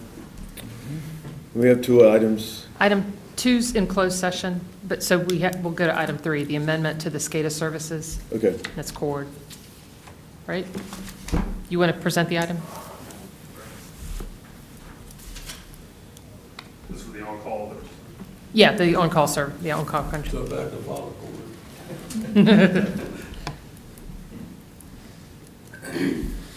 Good morning. So, yes, this is essentially just taking the existing SCADA on-call contract and amending it to include an additional $80,000. Part of this, we basically looked at the existing work that we project through June 30, which is when this contract will renew, and some of the things that we're doing for Wrightsville Beach, for instance, when we take over that system and incorporate SCADA into our environment, there's things like passwords, right? You can't have different passwords on those devices from our existing SCADA assets on the water side, for instance, and on the lift station side. So we have to proactively change the passwords on the water side in our environment so that when they do that work, they can match it.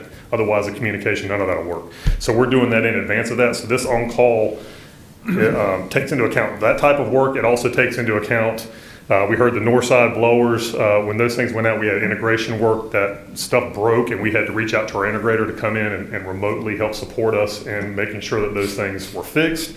So this is essentially just getting us through June 30, and I'm happy to answer any questions that you may have. All right, we'll take a motion for approval. And a second? All those in favor say aye. Aye. All right, thank you. That's it for finance. Sustainability Committee, Dr. Cannon? So, yep, Sustainability met last month, and I don't have a presentation today, but I will update you all two kind of very cool things. So we had two data sciences master's students from UNCW working with our energy and our sustainability teams last year. And they put together some really impressive reports. Basically, if you can imagine, our organization has a massive Excel spreadsheet of all kinds of data. And they basically used their expertise to kind of turn it into some charts and some graphs and a dashboard and some interactive. In other words, taking unmanageable amounts of data that we have and helping us to compress it and put it into terms that we could use. And I think that program is going to continue, where we will have data sciences students from the master's program working with us, which is very cool. Sort of dipping our toe into the artificial intelligence world. How can we make sure that we're open to like what recommendations are going to be coming from our national bodies about how our industry can make sure we're more efficient and doing better services and saving money and staying current. The other thing that Ken told us about is there is an international residency program through the Cameron School of Business at UNCW. And our organization has been selected to participate this summer or this fall. It's essentially a group of MBA students, and these are lifelong learners, like people in the professional world who go to UNCW, who get this degree, and we've been selected as their project. So in other words, a group of consultants going to come in, mainly work with Beth Eckert's department to make recommendations, it's pretty exciting, and I think it was a big deal for us to be selected for that. So no report on this now, but I'm sure you'll be hearing more about these in the future. No cost to us. No. Correct. Well, just, going to staff meetings, time. but yeah, pretty cool. I think Ken obviously gets great credit. I'm sure he wanted to tell everyone about this, but sorry, Ken, you're not here. But I think he gets the credit for helping us lobby for that award, so very cool. All right, thanks, Dr. Ken. And moving on to Human Resources Committee, that committee met on March 17th. Those minutes are in your packet. We made recommendations on the employee compensation review and recommendations. Those are included in the budget proposals. And then the committee also reviewed, so we've had all the feedback from the culture assessment recommendations. The internal team has made their recommendations. They received feedback from the committee members in terms of the committee recommendations. So between now and the next HR committee meeting, if the rest of the board has other recommendations after your review, let myself, let Lori know, and the next time the HR committee meets, we're going to more formalize, okay, these are the recommendations we're moving forward with, because we had a lot of, this was the committee, this was the internal CFPUA had these recommendations, the committee members had these recommendations, and we need to merge all those together. So if the board has additional recommendations, we merge those at the same time. Any questions on that? Okay. All right, moving on to old business. Any old business to come before the board? All right. With that, I'll take a motion to go into closed session. So moved. Second, all those in favor say aye. Aye. And we'll start at 11:15, so everybody can take a bio break. And if Beth, Vaughn, Cord, and Kevin could stay.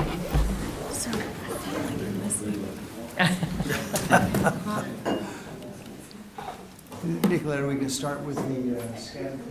Yes, I'm not going to make Cord stick around for